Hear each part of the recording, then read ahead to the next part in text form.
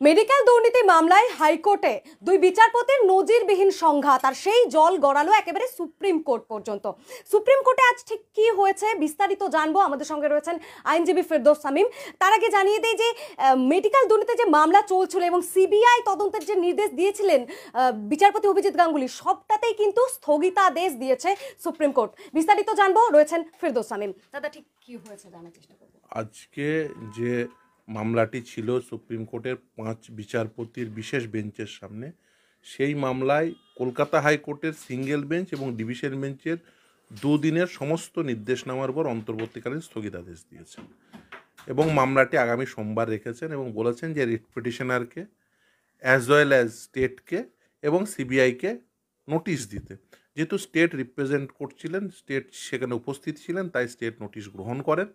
অপরদিকে writ পিটিশনারকে notice দিতে বলেছেন, সিবিআই স্ট্যান্ডিং কাউন্সিলকেও নোটিশ দিতে বলেছেন। কিন্তু আমরা আরও দুটো বিষয় দেখলাম, সেটা হচ্ছে সেন্ট্রাল গভর্নমেন্ট তাদের হয়েও রিপ্রেজেন্টেড হলো তুষার মেহতা। তিনি আদালতে বেশ কিছু সাবমিশন রাখেন এবং অভিষেক মনু সিংভি তিনি বলেন যে তার মক্কেল একটি রিট পিটিশন দাখিল করতে চান। যদিও আজকে সেই রিট পিটিশনটি লিস্টে ছিল না, ফলে খুব স্বাভাবিকভাবে সেই নিয়ে কোনো আলোকপাত অন্ততপক্ষে সুপ্রিম কোর্ট করেননি। আর সুপ্রিম কোর্ট যেহেতু নোটিশ সার্ভ করতে বলেছেন, পরবর্তী মামলা শুনানি আগামী সোমবার, ফলে আগামী সোমবারই আমরা পরবর্তী কোন দিকে এই মামলা যায়। তার কারণ এই মামলা শুধুমাত্র যে একটা নির্দেশ, সেই নির্দেশে সিবিআই তদন্ত, সেই তদন্তের উপর স্থগিতাদেশ, বিষয়টা এই জায়গায় দাঁড়িয়ে নেই। তার বাইরে বেশ কিছু প্রশ্ন আছে, সেই প্রশ্নগুলো অত্যন্ত প্রাসঙ্গিক এবং বিশেষ করে এই বিচার ব্যবস্থার স্যাংটিটি রক্ষার্থে, বিচার ব্যবস্থার এই যে মহানুভবতা সেটা রক্ষার্থে এই প্রশ্নের উত্তর অত্যন্ত জরুরি। কিন্তু অবাক করা বিষয়, এই মামলার সঙ্গে অভিষেক বন্দ্যোপাধ্যায় যুক্ত হতে চেয়েছেন। আমি অবাক হইনি, আপনি অবাক হলেও আমি অবাক হইনি। ফলে এর আগেও আমরা দেখেছি যে মামলায় যুক্ত হওয়া যায় না, সেই মামলায় যুক্ত হতে চান। কেন চান তিনি ভালো বলতে পারবেন। ফলে এর আগেও মানে সুপ্রিম কোর্টই নির্দেশনামা দিয়ে বলেছিলেন যে আপনার কোনো প্রয়োজন নেই। ফলে অপ্রয়োজনে নাক গলানোর স্বভাব তো অনেকের থেকে থাকে। তো সেই স্বভাব থাকলে আপনি আমি কি করতে পারি, যা স্বভাব আছে সেই স্বভাবগতভাবেই তিনি তা করেছেন। অভিষেক বন্দ্যোপাধ্যায়ের নাম তো এই বিষয়টাতে উঠে এসেছিল যখন দুই বিচারপতির মধ্যে সংঘাত, অভিজিৎ গাঙ্গুলি তিনি অভিযোগ যে করেছেন। তো সেই মামলাতে আবার অভিষেক বন্দ্যোপাধ্যায় যুক্ত হতে চাইছেন। পুরোটাকে একটা রাজনৈতিক গন্ধ পাওয়া যাচ্ছে। আমি গন্ধ টন্ধ আমি বলবো না, দেখুন সেটা আপনাদের বিষয়, কিন্তু আমি এটুকু বলতে পারি, দেখুন একটি প্রসিডিংসে না ইসেনশিয়াল পার্টিজ কারা হবে সেই নিয়ে আমাদের নির্দিষ্টভাবে আমাদের আইনগত কিছু বিচার বুদ্ধি আছে। এখন একটি প্রসিডিং সুপ্রিম কোর্টের সামনে আছে, সেখানে আদৌ অভিষেক বন্দ্যোপাধ্যায় ইসেনশিয়াল পার্টি কি না, আমার এই নিয়ে প্রশ্ন আছে। এখন তিনি রিট পিটিশন দাখিল করেছেন, ইন্ডিপেন্ডেন্ট রিট পিটিশন, নিশ্চিতভাবেই সেই রিট পিটিশনের ইন্ডিপেন্ডেন্টলি নিশ্চিতভাবেই সুপ্রিম কোর্টের এই 5 বিচারপতির যে বেঞ্চ, বিশেষ বেঞ্চ, সেটা ঠিক করবেন। তবে আমি মনে করি না তার যুক্ত হওয়ার মতো, এই প্রসিডিংসে যুক্ত হওয়ার মতো কোনো বিষয় আছে। হ্যাঁ, নিশ্চিতভাবেই প্রয়োজনীয়তা থাকলে নিশ্চিতভাবেই সুপ্রিম কোর্ট সেই নির্দেশ দেবেন, তখন সে পার্টি অ্যাড হবে। আর তার ইন্ডিপেন্ডেন্ট রিপ্রেজেন্টেশনে কী সাবজেক্ট ম্যাটার সেটাও আমি জানি না, ফলে আমি সেই নিয়ে মন্তব্য করতে পারবো না, মন্তব্য করতে চাইবও না। ইন্ডিপেন্ডেন্ট রিপ্রেজেন্টেশন সে ইন্ডিপেন্ডেন্টলি বিচার হবে। কিন্তু এই আজকের প্রসিডিংসে আমার মনে হয়নি যে এই প্রসিডিংসের অন্ততপক্ষে তার পার্টি হওয়া মতো কোনো জায়গা আজকের দিনে ছিল বলে আমার মনে হয়নি। বিচারপতি অভিজিৎ গাঙ্গুলি, তার বিরুদ্ধেও তো এসএলপি ফাইল করেছে রাজ্য সরকার। কার বিরুদ্ধে করেছে আমি এসএলপির কপি দেখিনি, ফলে কার বিরুদ্ধে করেছে কি করেছে সেটা আমি বলতে পারবো না। খুব স্বাভাবিকভাবে দেখুন, রাজ্য সরকার পার্টি ছিল রেটে, তো রাজ্য সরকার করতে পারেন, করেছেন।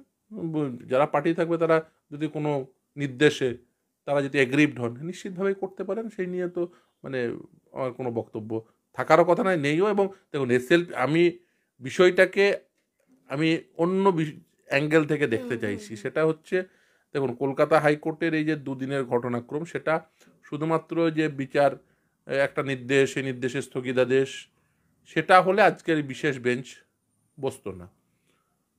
এর বাইরের বেশ কিছু বিষয় আছে যে বিষয়গুলো অত্যন্ত জরুরি এবং সেই বিষয়গুলো এই বিচার ব্যবস্থার স্যাংটিটি রক্ষার্থেই অত্যন্ত জরুরি। ফলে সেই স্যাংটিটি রক্ষা হবে এবং সেই স্যাংটিটি রক্ষার প্রশ্নে এই বিচার ব্যবস্থার মধ্য থেকে উঠে আসা প্রশ্নগুলোর সব উত্তর পাওয়া যাবে বলে আশা করি।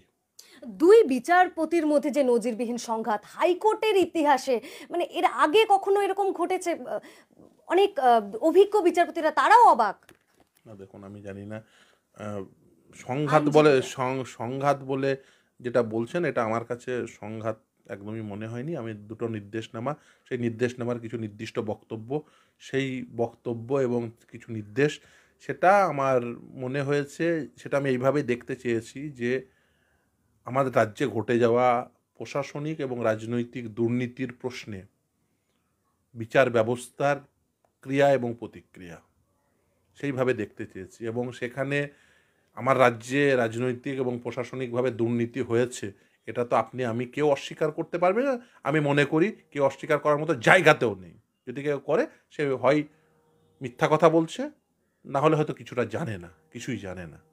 ফলে এই অবস্থায় দাঁড়িয়ে যখন প্রশাসনিকভাবে এবং রাজনৈতিকভাবে সাংঘাতিক দুর্নীতি হয়েছে, সেই প্রশ্নে বিচার ব্যবস্থার কি দৃষ্টিভঙ্গি এবং সেই বিচার ব্যবস্থার সঙ্গে যুক্ত বেশ কিছু প্রশ্ন, সেই প্রশ্নের উত্তর, এইগুলোর উপরে এই পুরো বিষয়টি দাঁড়িয়ে আছে। আমি আশা করব এই বিচার ব্যবস্থার সঙ্গে যুক্ত প্রশ্নগুলো এবং এই যে প্রশাসনিক এবং রাজনৈতিক দুর্নীতিতে বিচার ব্যবস্থার ক্রিয়া এবং প্রতিক্রিয়ার সমস্ত উত্তরগুলোই আমরা পেয়ে যাব, আশা করব সেটাই হবে। কিন্তু যে গুরুতর অভিযোগ, এতে কি বিচার ব্যবস্থাকে প্রভাবিত করার একটা চেষ্টা, কি মনে করেন? দেখুন, বিচার ব্যবস্থা আমি মনে করি না এতটাই ঠুনকো বা বিচার ব্যবস্থা এতটা মানে দুর্বল যে একটা হলো সেখানেই মানে বিচার ব্যবস্থা সব প্রশ্নের চিহ্নের সামনে দাঁড়িয়ে যাবে, বিষয়টা এরকম নয়। দেখুন, এই প্রশ্নগুলো উঠে এসছে কোথা থেকে? আপনি যদি বিষয়টাকে এইভাবে দেখেন, এই প্রশ্নগুলো উঠে এসছে কিন্তু বিচার ব্যবস্থার অভ্যন্তর থেকেই, এই ব্যবস্থার অভ্যন্তর থেকেই। এটাই হলো এই ব্যবস্থার সৌন্দর্য। আমি মনে করি এই ব্যবস্থার সৌন্দর্য এতে বৃদ্ধি পেয়েছে। তার কারণ দেখুন, আপনি যদি এই গণতান্ত্রিক ব্যবস্থায় অন্য সিস্টেমগুলোর মধ্যে যদি যান, সেখানে যদি তাকান, তাহলে কিন্তু তার অভ্যন্তর থেকে এভাবে প্রশ্ন উঠে আসে না স্বাভাবিকভাবে। এখানে কিন্তু তার অভ্যন্তর থেকেই এইভাবে প্রশ্ন উঠে এসছে, ফ্যাক্ট উঠে এসছে, সেগুলো ন্যারেটেড হয়েছে, সেগুলো কিন্তু অ্যাড্রেস হচ্ছে। এটাই হচ্ছে এই ব্যবস্থার সৌন্দর্য। এবং আমি মনে করি অনেকেই বলছেন, আমি আজ মানে ভাবছিলাম এই নিয়ে যে আসলে এটা কি হলো। আসলে যেটা হলো সেটা হলো মানুষের কিন্তু এই ব্যবস্থার প্রতি আস্থা সেটা আরো সুদৃঢ় হচ্ছে। তার কারণ মানুষ বুঝতে পারছেন এই ব্যবস্থাদির মধ্য থেকেও অনেক প্রশ্ন উঠে আছে এবং সেই প্রশ্নগুলো উত্তর দেওয়ার আপ্রাণ চেষ্টা হয় এই ব্যবস্থা থেকেই।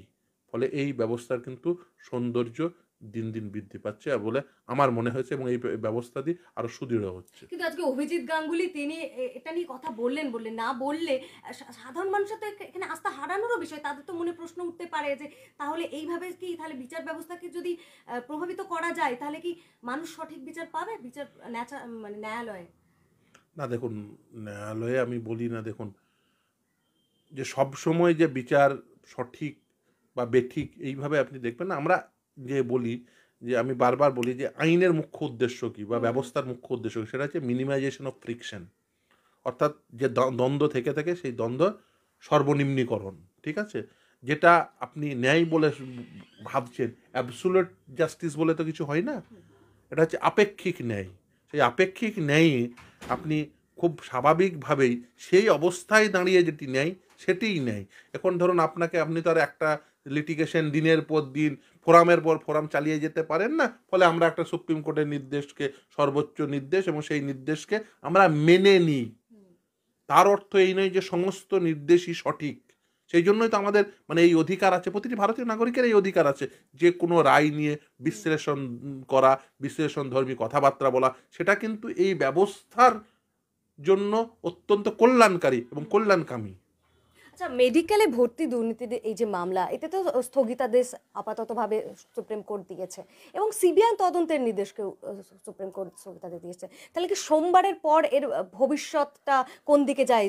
একদমই সুপ্রিম কোর্ট যেহেতু, দেখুন সুপ্রিম কোর্ট হচ্ছে সর্বোচ্চ ন্যায়ালয়, ফলে সেই ন্যায়ালয়ের নির্দেশ সর্বোচ্চ, সেই ন্যায়ালয় যা ঠিক করবেন সেটিই সঠিক হবে, সেটি হবে।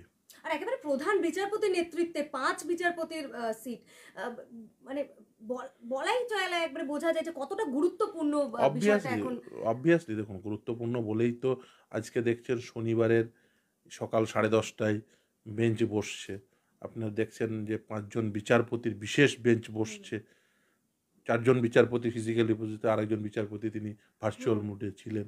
ফলে বুঝতেই পারছেন যে কতটা গুরুত্বপূর্ণ, তিনি অন্য কাজে ছিলেন। তারপরে এই 5 বিচারপতি এবং মহামান্য প্রধান বিচারপতি তিনি বললেনও যে উনি এটা সম্মতি হয়েছেন, তিনি তাকে ধন্যবাদ জ্ঞাপনও করেছেন। ফলে বুঝতেই পারছেন যে বিচারালয় এই বিষয়টিকে কতটা গুরুত্বপূর্ণ বলে মনে করছেন, এবং এই মনে করাটার মধ্য দিয়ে আমি বললাম না এই ব্যবস্থার সৌন্দর্যতা, এই ব্যবস্থার সৌন্দর্যতা ওখানেই যে দেখুন এই ব্যবস্থা থেকে প্রশ্ন ওঠে এবং সেই প্রশ্নগুলো কিন্তু এই ব্যবস্থায় উত্তর দেওয়ার চেষ্টা করে এবং উত্তর দেয়। এই ব্যবস্থার সৌন্দর্যতা ওখানেই। একদমই। সোমবার এই মামলার ভবিষ্যৎ কোন দিকে এগোয় তা জানা যাবে, তাই পরবর্তী আপডেট জানতে কি হচ্ছে মেডিকেল দুর্নীতি মামলা কার বেঞ্চে যাবে বা সিবিআই তদন্ত সেটা আদৌ হবে কি হবে না সোমবার জানা যাবে। তাই পরবর্তী আপডেট জানতে অবশ্যই চোখ রাখুন বঙ্গ টিভির পর্দায়।